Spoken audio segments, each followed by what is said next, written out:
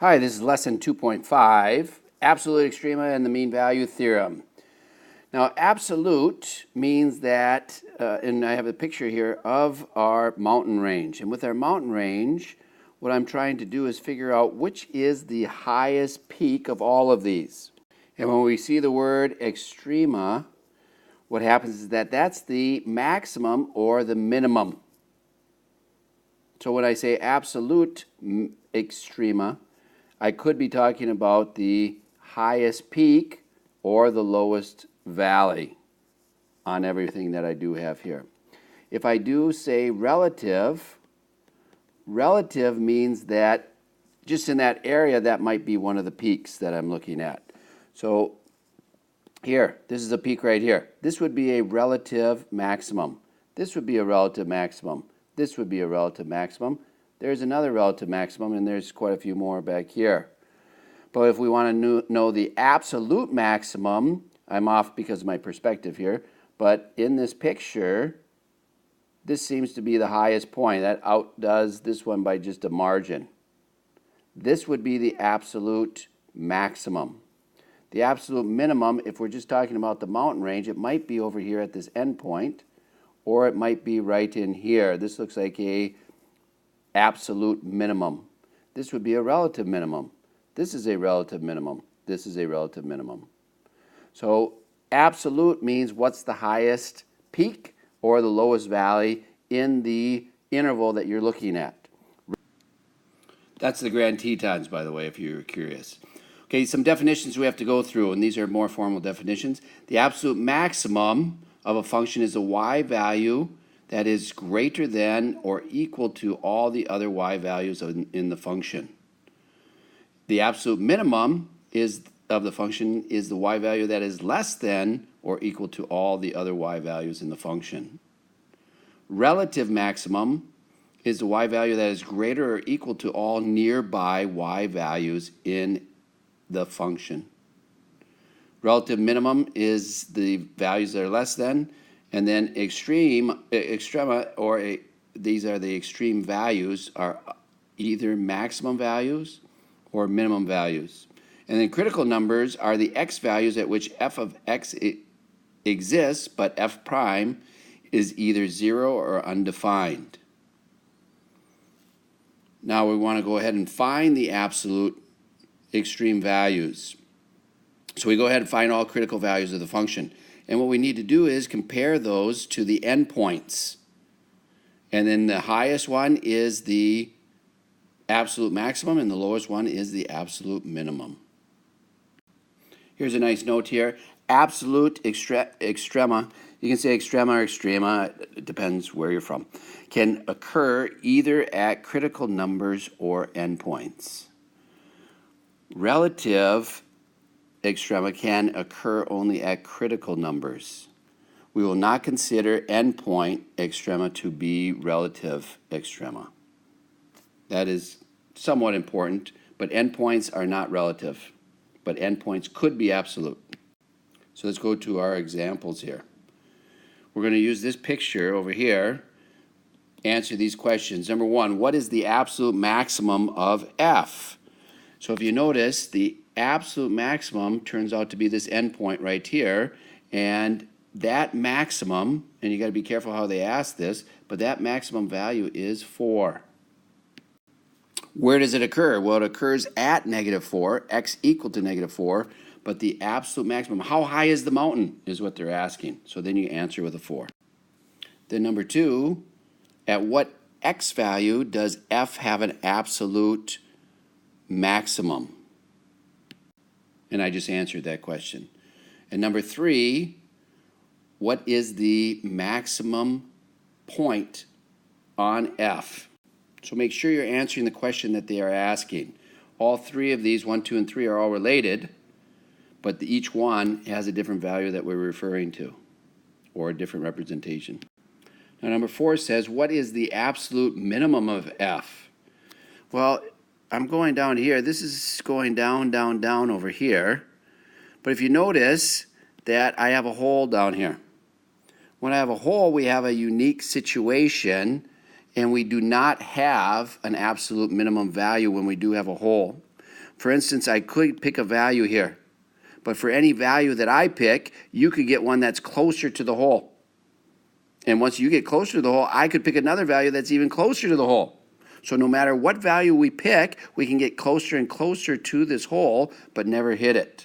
So we can never find that absolute minimum value of f. So we say that that is none. And then number 5, at what x values does f have a relative minimum? Pause it and try it yourself before I answer. So number 5, I put -3 and 1. Here at 2, I think we have a little bit of funny business, so we got to be careful with that.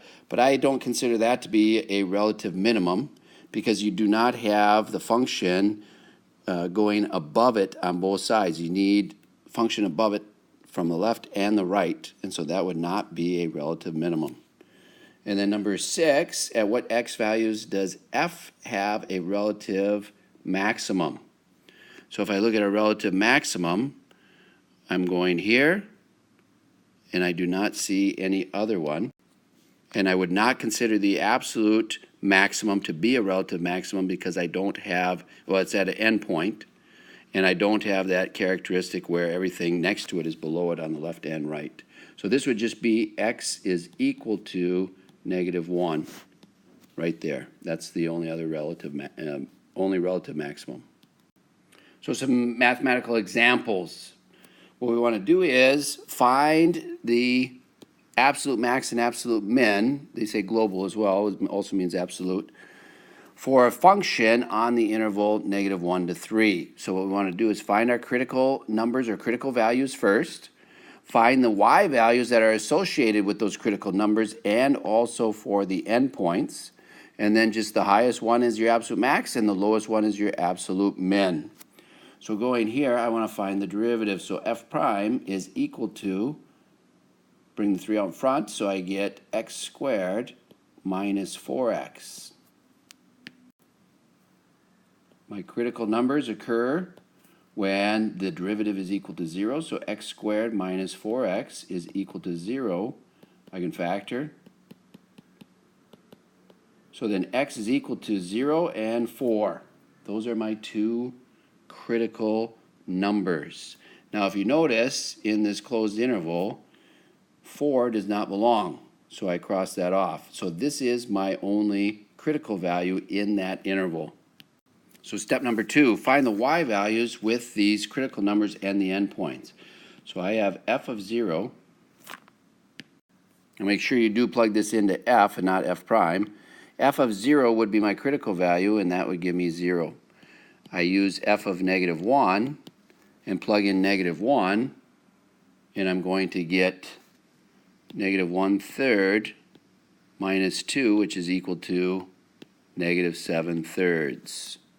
And then f of my other endpoint, f of 3, is going to be 9 minus 18.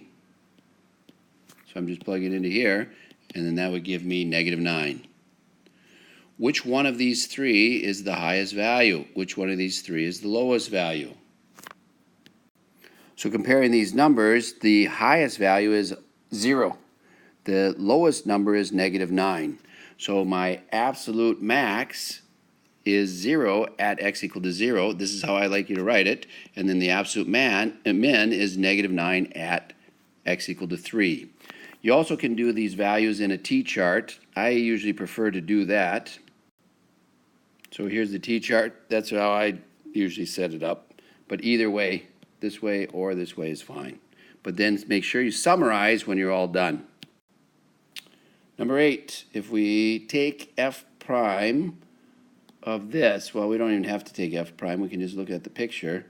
This is going to be absolute value function is going to bounce at 2. So my critical number is going to be x equal to 2 because I have f prime is undefined there.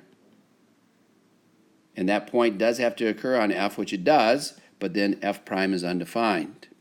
So now I set up my little t-chart here. I'm going to get 0, I need a 2, I need a 5, and then my f of x values I'm going to go ahead and find.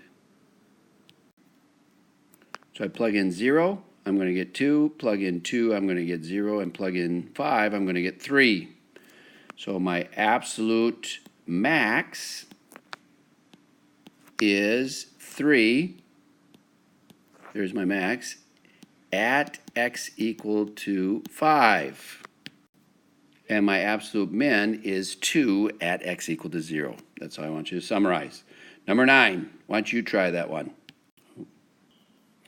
So if I do the algebra, I get x is equal to 1. That would be a critical number. Now if you notice though, our derivative has this right here.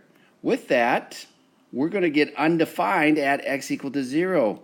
So that would be another critical number because f prime is undefined there.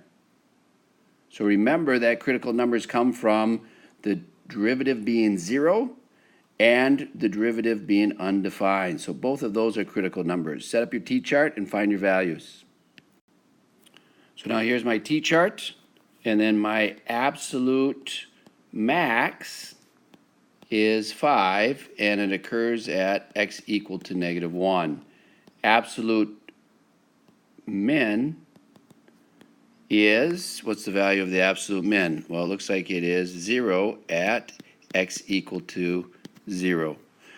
You calculate this value here, you get approximately 0.240. What I have is a TI Inspire video to try to look at the relationship for number 9. So look for that on the website. And that will help you with the calculator and plug these values in and make it a little bit easier to figure out some of these values when you do have the technology available. So here's the graph, and that shows me that the absolute maximum is at the end point, because this is the edge of the interval, is 5, and then my minimum is 0. And if I go over here to 3, 3 just happens to be just above the x-axis, so that this absolute minimum occurs here at 0. So that's the picture. Now number 10 is a little bit more of a challenge because we have the trig and then the derivative involves a little bit more. So I'm going to do this with you. G prime of x is equal to, derivative sine is cosine, so it's 2 cosine of x minus derivative of the cosine now is the negative sine, so I change that to sine, and then I have 2x, and then I also need the chain rule. I need to chain off this inside with the 2.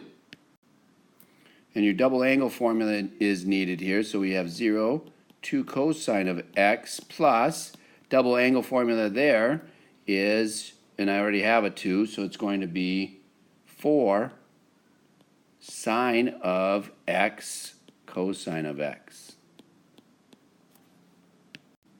So if you forgot, this is the double angle formula. I get the 2 here, but I already had a 2 here. 2 times 2 makes the 4 there. Then I can factor out the cosine and a 2, so I get 2 cosine of x.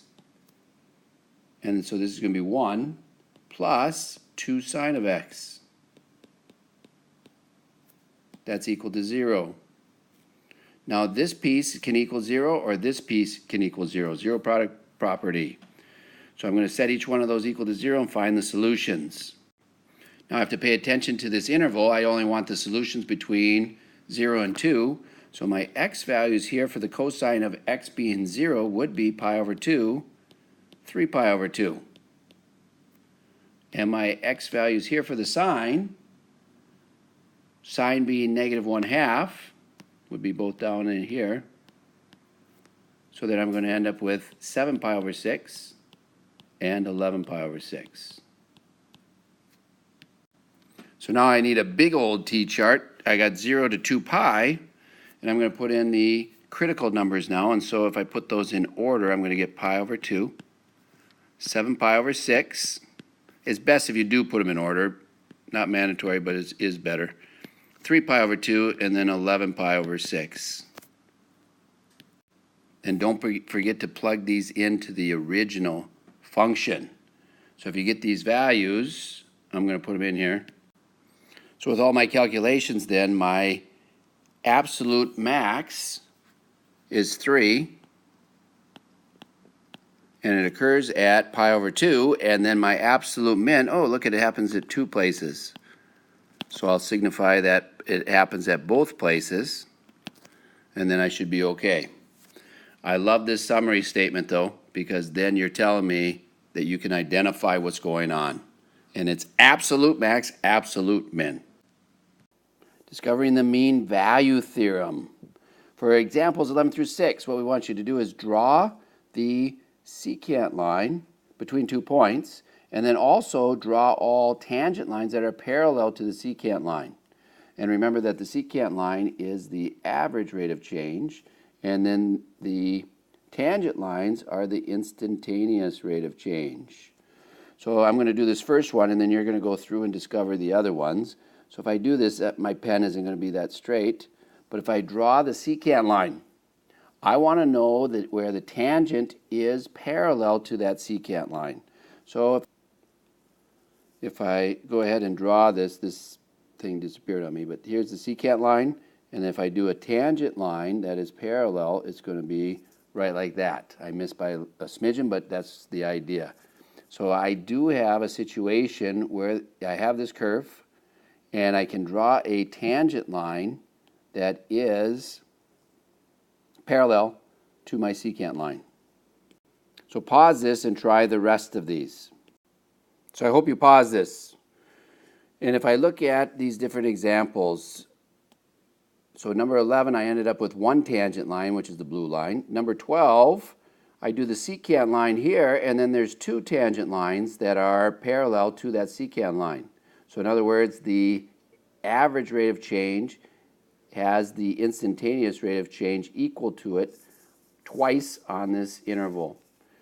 Here, my secant line, I can't really draw one, can I? Now the question is this function in black here, is that differentiable?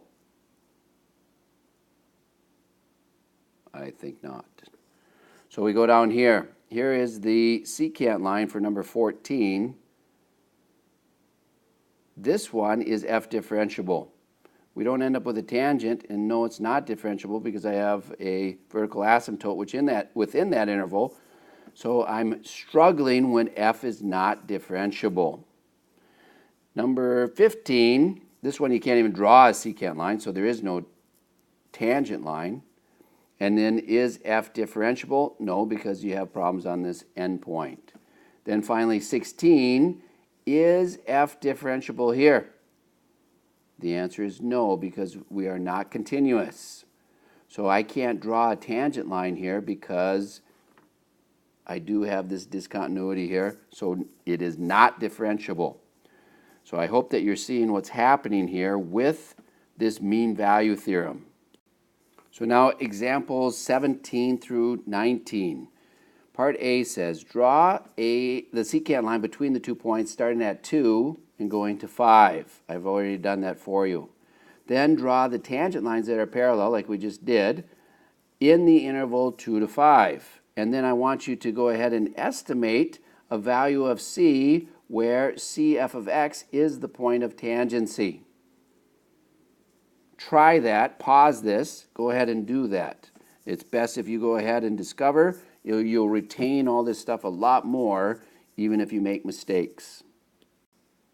So the first one, if I do the tangent line, it looks like my C value is approximately 3, right there. That's where I'd end up with a tangent that is parallel to my secant line. For number 18, what are your x values that you end up with right here and right here, which would be my point of tangency, the x value of the point of tangency. Looks like I get about 2.7 and about 4.3. And those are just estimates. And then number 19, try that one. So for 19 then, we have 1, 2, 3. Looks like 3 points where my tangent line has the same slope as the secant line. What x values does that occur at? Well, 2.5, 3.5, and 4.5 would be these 3 values down here. This is the mean value theorem. And essentially this is just, I want to know where the average rate of change is equal to the instantaneous rate of change. And if we notice, f has to be differentiable. So to be differentiable, it also has to be continuous. if we have this condition, then we can use the mean value theorem on a closed interval. And it is on a closed interval.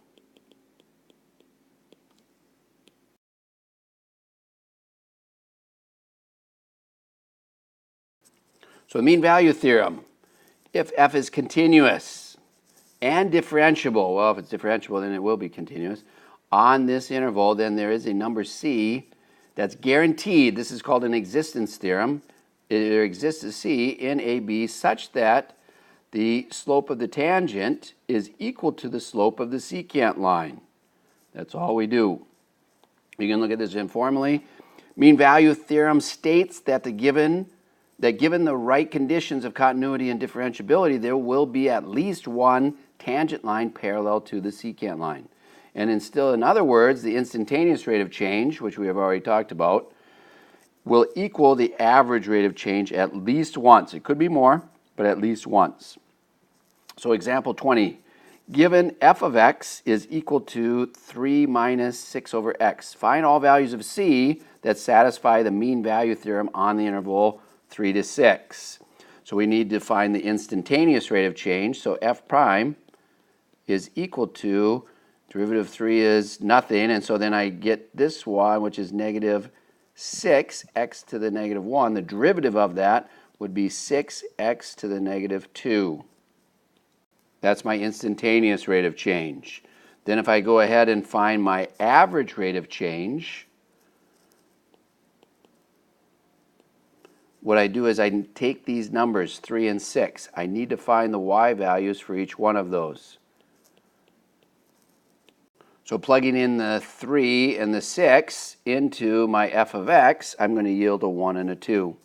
So my average rate of change is going to be the y minus the y. So I'm going to go 2 minus 1 all over 6 minus 3. That's all from these points.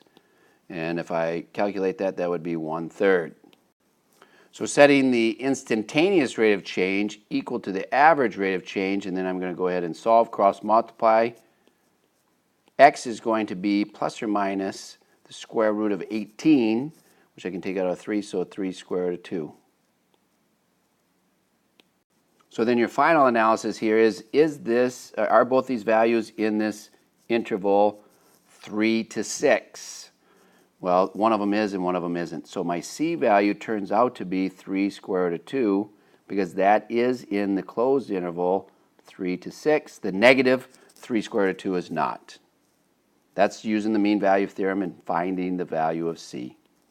So that wraps up 2.5 for you. I hope that everything goes well and you can do well in the homework as well, or the gift as we call it. Have a great day.